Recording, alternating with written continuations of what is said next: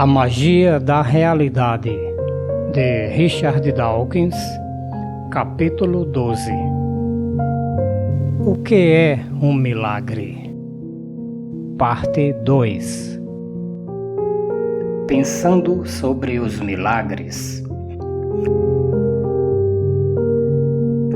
Um famoso pensador escocês do século XVIII, chamado David Hume, apresentou um sagaz ponto de vista sobre os milagres. Ele começou definindo milagre como uma transgressão de uma lei da natureza. Andar sobre as águas, transformar água em vinho, fazer um relógio parar ou funcionar com o poder do pensamento, ou transformar um sapo num príncipe, seriam bons exemplos de transgressão de uma lei da natureza. Milagres assim seriam muito perturbadores para a ciência, pelas razões que expus no capítulo sobre magia. Isso se alguma vez acontecessem, é claro. Então, como devemos responder às histórias de milagres? Essa foi a questão abordada por Hume, e sua resposta foi o tal ponto de vista sagaz. Se você quiser saber quais foram as palavras exatas dele, aqui estão. Mas lembre-se de que foram escritas há mais de 2 séculos. Então, o estilo pode soar estranho. Nenhum testemunho é suficiente para comprovar um milagre, a menos que o testemunho seja de tal natureza que sua falsidade seria mais milagrosa que o fato que ele procura comprovar.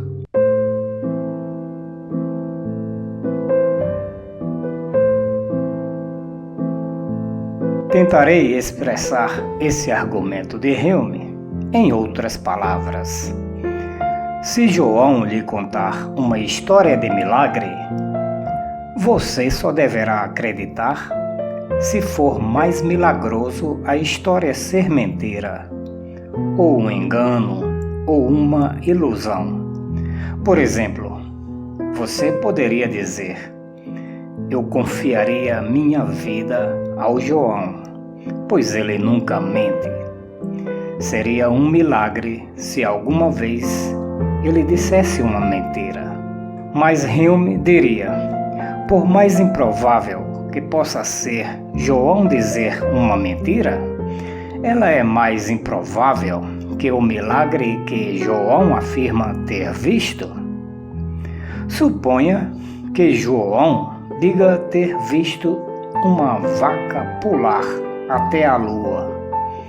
Por mais confiável e honesto que ele fosse normalmente, a ideia de que ele está mentindo ou tendo uma alucinação honesta seria menos milagrosa que o fato de uma vaca pular até a lua.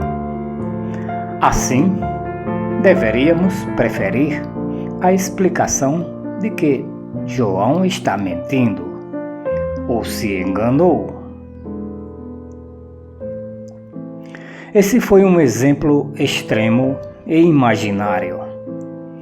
Vejamos agora algo que aconteceu de verdade, para verificar se a ideia de Hume funciona na prática.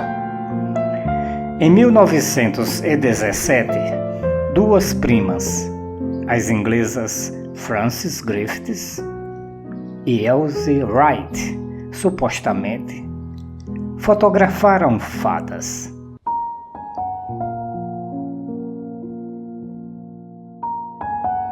Acima vemos uma dessas fotos, na qual Elsie posa com essas fadas. Você pode achar que essa foto é uma falsificação óbvia, mas naquela época, quando a fotografia ainda era novidade, muita gente caiu no logro, inclusive o grande escritor Sir Arthur Conan Doyle, criador do famoso e muito inteligente detetive Sherlock Holmes. Anos depois, quando Frances e Elsie já estavam velhinhas, decidiram pedir desculpas e admitiram que as fadas nada mais eram que figuras de papelão recortadas. Agora pensemos como Hume e vejamos como Conan Doyle e outros poderiam ter deduzido que era um truque. Qual dessas possibilidades, na sua opinião, seria mais milagrosa se fosse verdadeira? Primeira, existem realmente fadas, pessoas pequenas com asas que voam no meio das flores. Segunda, Elsie e Frances inventaram tudo e falsificaram as fotos. Não há dúvida, não é mesmo? Crianças adoram fazer de conta, e isso é muito fácil. Mesmo se fosse difícil, mesmo se você achasse que conhecia Elsie e Frances muito bem e elas sempre tivessem sido meninas confiáveis que jamais sonhariam em pregar uma peça, mesmo se alguém tivesse dado a elas o soro da verdade e elas tivessem se submetido a um detector de mentira e passado com nota 10, mesmo se tudo isso somado indicasse que seria um milagre elas contarem uma mentira, o que Hume diria? Ele diria que o milagre de elas mentirem seria um milagre menor que a existência de fadas. Elsie e Frances não causaram graves danos com sua travessura. E é até engraçado que tenham conseguido enganar o grande Conan Doyle. Mas, às vezes, peças pregadas por jovens não têm graça nenhuma, para dizer o mínimo. No século XVII, em um vilarejo da Nova Inglaterra chamado Salem, um grupo de meninas adquiriu uma obsessão histérica por bruxas e começou a imaginar ou inventar uma série de coisas. Infelizmente, os supersticiosos adultos da comunidade acreditaram nelas. Muitas mulheres idosas e também alguns homens foram acusados de bruxaria, ligação com o demônio e de lançar feitiços contra essas meninas que disseram tê-los visto voar e fazer outras coisas estranhas que se pensava que os bruxos faziam. As consequências foram gravíssimas. O testemunho das meninas mandou quase 20 pessoas para a forca.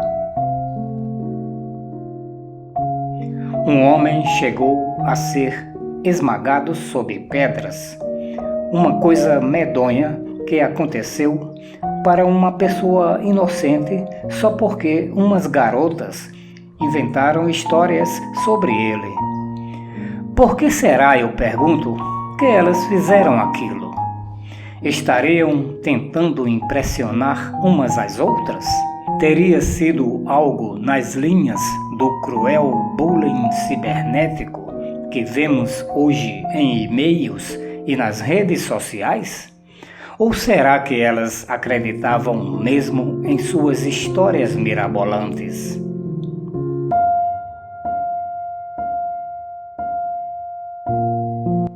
Voltemos às histórias de milagres em geral e como elas começam. Talvez o mais famoso exemplo de dar credibilidade a crianças que disseram coisas estranhas seja o chamado Milagre de Fátima.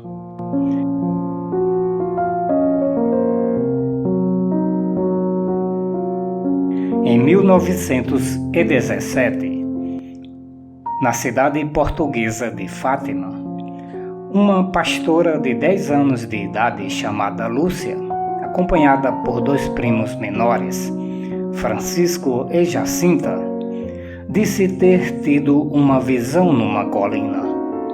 As crianças contaram que uma mulher chamada Virgem Maria, a qual, embora estivesse morta havia muito tempo, tornara-se uma espécie de deusa da religião local, apareceu na colina. Segundo Lúcia, o espírito de Maria disse a ela que as 3 crianças deveriam voltar àquele local no dia 13 de cada mês até 13 de outubro, quando ela realizaria um milagre para provar que era quem dizia ser.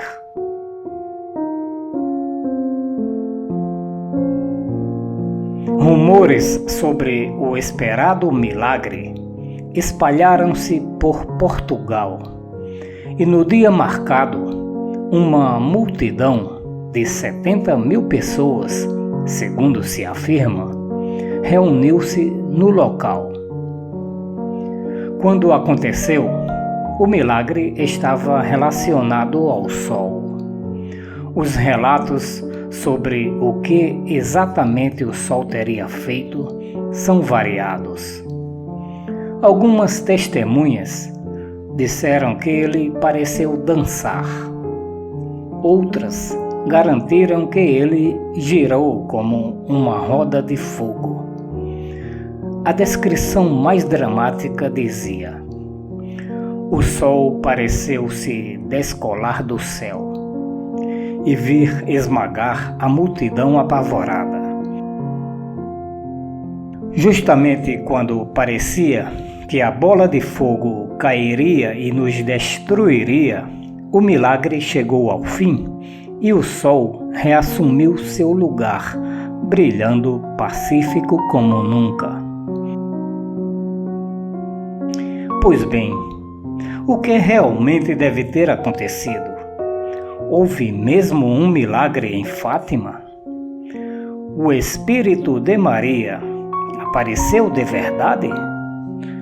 Convenientemente, ela ficou invisível a todos, exceto 3 crianças. Por isso, não precisamos levar muito a sério essa parte da história. Mas o milagre do sol que se moveu, segundo se diz, foi visto por 70.000 pessoas. Como explicar isso? Será que o sol se moveu de verdade? Ou a terra se moveu para perto dele, fazendo assim parecer que ele se aproximou? Pensemos como Hume.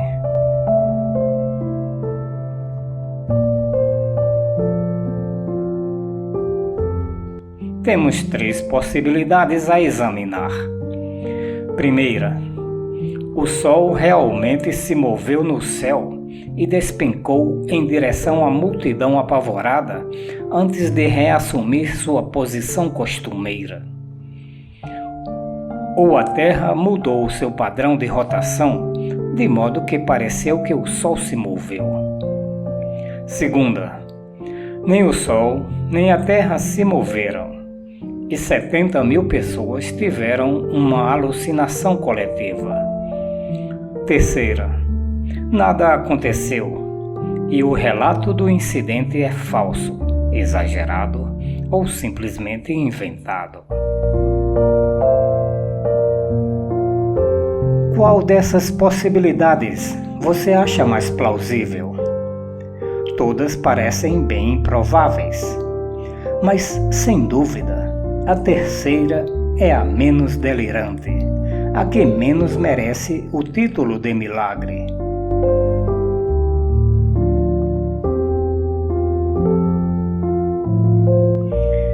Para aceitar a possibilidade 3, Só precisamos acreditar que alguém deu a notícia mentirosa de que 70 mil pessoas viram o Sol se mover e que essa mentira foi repetida e espalhada exatamente como tantas lendas urbanas que se alastram velozmente pela internet hoje em dia. A possibilidade 2 é menos provável. Exigiria que acreditássemos que 70 mil pessoas tiveram uma alucinação com o Sol ao mesmo tempo. Algo fantástico. Porém, por mais improvável e quase milagrosa que a possibilidade 2 possa parecer, ainda assim seria um milagre menor que a possibilidade 1. O Sol é visível ao mesmo tempo em metade do mundo onde é dia, e não só em uma cidade portuguesa. Se ele realmente se movesse, milhões de pessoas no planeta, e não apenas quem estava em Fátima, ficariam apavoradas. Mas o argumento contra a possibilidade 1 é ainda mais forte.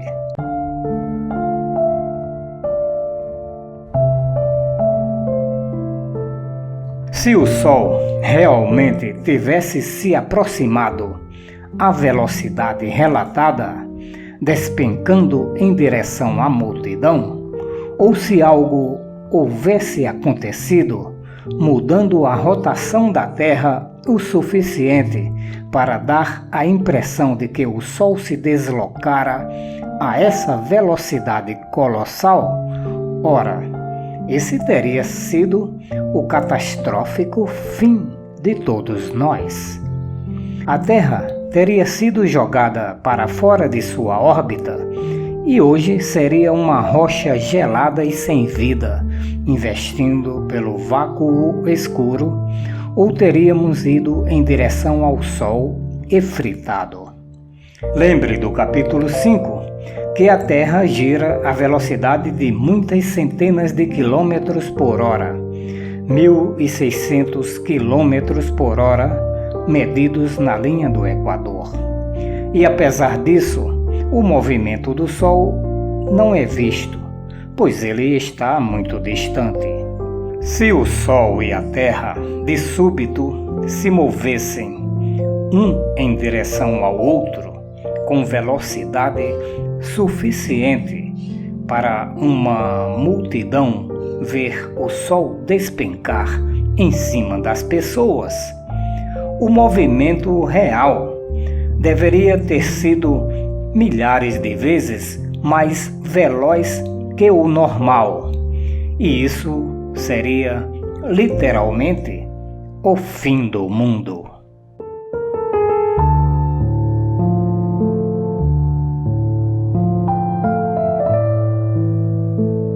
Conta-se que Lúcia disse às pessoas para olharem o Sol. Isso é uma tremenda estupidez, pois pode lesionar permanentemente os olhos e também pode induzir uma alucinação de que o Sol está bamboleando no céu. Mesmo se apenas uma pessoa tivesse a alucinação ou mentisse que o Sol se movera, então contasse para alguém, que contasse para outra pessoa, que contasse para um monte de gente e assim por diante, isso bastaria para dar início a um rumor popular. Por fim, uma das pessoas que ouviu o rumor provavelmente escreveria a respeito. Mas para Hume, se isso aconteceu ou deixou de acontecer, não importa. O que importa é que, por mais implausível que possa ser, 70 mil testemunhas se enganarem, é menos implausível que o Sol se mova do modo descrito.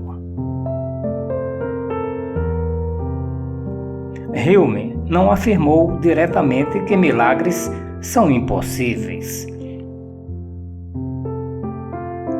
Ele nos pediu para definir milagre como um evento improvável cuja improbabilidade possamos estimar. A estimativa não precisa ser exata. Basta que a improbabilidade de um alegado milagre seja situada de um modo aproximado em algum tipo de escala e então comparada a alternativas como uma alucinação ou uma mentira.